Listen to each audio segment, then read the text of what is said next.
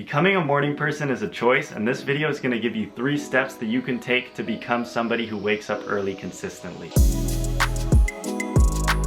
In college, actually, my sleep schedule was very horrible, and I would go to bed at like 2 or 3 a.m. and wake up at 10 a.m. because I could, and because my classes didn't start until noon. But now that I work full-time and I have a lot of other things going on outside of my job, I've realized that for me to fully be productive and maximize my time, I actually do need to wake up early. And a lot of the things I've read about like successful people talks about winning the morning, and how like that first battle of like getting out of bed when you don't feel like it carries through the momentum for the rest of the day of doing things one after the other and getting things done. So I have found that to be really helpful for myself. It has absolutely transformed my life, honestly. Like, I'm not just saying that. It really has transformed my life, and the way that I approach things, how productive I'm able to be, is all impacted by waking up early. Okay, so you're at the point now, you're like, I'm sold. I agree with you. I think waking up early is great, but every time I try to do it, I get so tired and I can't maintain it over a long period of time. So how do you do that? Step number 1 is to decide the ideal time for you to wake up. Now this is gonna be different for everybody. For me personally, I wake up at 4:30, and the way that I decided on that time is because it gives me enough time to eat breakfast, do my morning routine of stretching, meditation, and reading, and then get to the gym and get a workout in before I start teaching. So that's just me personally, is that I know that I need to get my workouts in before school starts, because after school the gym is just too crowded and too busy, especially with COVID. I end up waiting in line for 30 to 45 minutes, so it just doesn't work with my schedule. I know that I need to get my morning workouts in. Now that might not be the case for you. What you need to decide is how much time you need in the morning to take care of yourself and get ready for your day. So I don't recommend waking up like 5 or 10 minutes before you have class or work or whatever and just rolling in and doing it. I think that giving yourself at least an hour before you have to do any actual work is really beneficial. And you can test it out and try it, see if you agree or disagree with me on that. But for me personally, I found that if I have an hour to myself to really take care of my body, to feed myself, to properly, wash myself up, get clean, get stretched, get my mind right through meditation, then I'm able to attack my day in a lot better of a mindset, and I'm actually way more productive than if I had slept that extra 50 minutes. The second step is to actually wake up right when your alarm goes off. Do not hit the snooze button. You are not allowed to use the snooze button. If you want to become a morning person, don't hit the snooze button, okay? Here's the problem with the snooze button. There's actually 2 different problems. The first problem is that if you let your snooze go off, you're already losing the first battle of the day. You're already repeating to yourself once you do wake up, like, dang, I snoozed it when I shouldn't have. And you don't want that. You don't want that kind of negative energy in the morning. You want your alarm to go off. You want to get right out of bed, even if you're tired, so that the rest of the day you can tell yourself, I got up today at 5 a.m. even though I was tired. And so every time a difficult task comes in front of you, you can tell yourself, I got up at 5 a.m. today even though I was tired, I can do this task. And so you want that little win, that simple win. It might not seem like a big deal, but trust me, I have literally lived this out, which is why I'm saying it like this. But trust me, it really helps, it really works. So just get out of bed as soon as that first alarm goes off. Don't even give yourself time to think about it. I've heard there's a rule you can use, it's a 3, 2, 1 countdown. So you're lying in bed, your alarm goes off, you wake up, right? Now, you count 3, 2, 1, and then you get out of bed. And by giving yourself 3 seconds, you allow your body to prepare to move, but you're not giving your brain enough time to actually think of an excuse of why you should stay in bed. The second reason you shouldn't use the snooze button is you actually don't get quality sleep once you wake up. So there's really no point in lying in bed for an extra 10, 20, 30 minutes. I know people who will set their alarm an hour before they actually want to get out of bed just so they can keep hitting the snooze button. And I think that's ridiculous, because I would rather set my alarm at the exact time that I want to get out of bed and get another full quality hour of sleep rather than hitting the snooze button for an hour before I actually wake up.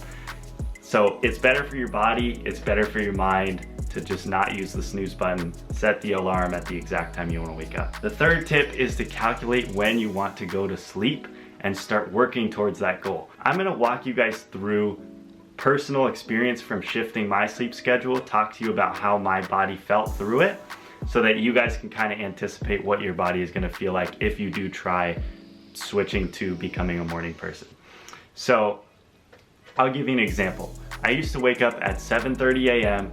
before I started teaching at 8. This is online, so I didn't have to like drive to school or anything. So I was getting up at 7:30, right?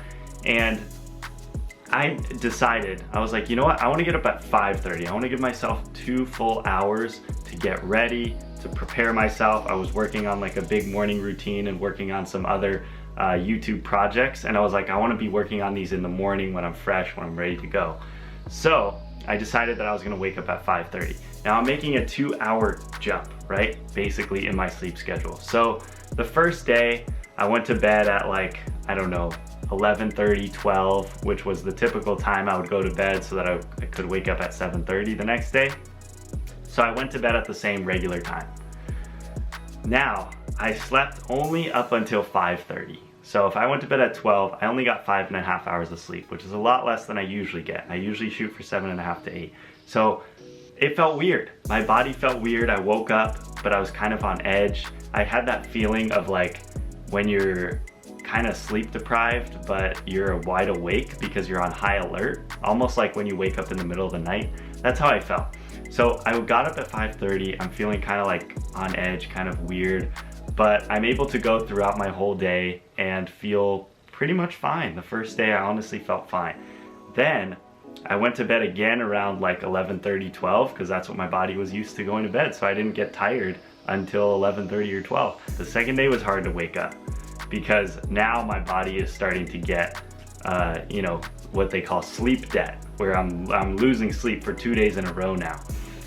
But you gotta fight through the second day. I was fine once I got up throughout the morning, and then I started to get really tired in the afternoon. But that's where you really gotta fight through. Don't allow yourself to take a nap because that'll mess up your sleep schedule. You won't be able to fall asleep at the right time. And then once you can fight through all those naps and stuff, by the second night, I was able to go to bed a little bit earlier. I think I fell asleep around 10:30 or 11. So that was better. Got up at 5:30 on day 3. Also was pretty tired on day 3. Fought through the exhaustion, the nap, didn't take a nap and all that stuff. And then by day 4 was when my body finally started to get into the rhythm, started to feel better. By the night of day 4, when I went to bed, my body was like ready to knock out by like 10. And so slowly but surely over the course of 3 to 4 days, your body will shift. You just have to be really consistent about the wake up, and you have to be really consistent about not taking naps. Okay, your body's gonna want you to take a nap really bad on those first few days, but by not taking a nap, you're gonna allow your body to adjust your circadian rhythm so that you start wanting to fall asleep earlier. Because ultimately the goal for maintaining waking up early is to go to bed early.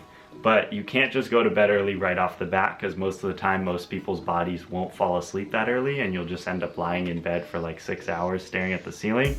So you need to be waking up early first, get your body tired, and then it will start to fall asleep earlier.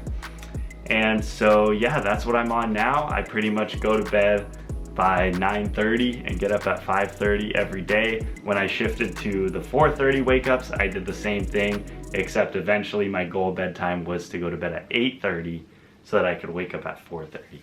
And my body has adjusted. It feels great. I love waking up early in the morning. You don't have to wake up at 4:30 or 5:30. Just wake up to give yourself enough time in the morning. Wake up a little bit earlier than what's comfortable for you, just to try it out, see what you think. Let me know in the comments if it changes your life or if you just hated it and you're like, no, I'm not a morning person, I'm not gonna do it.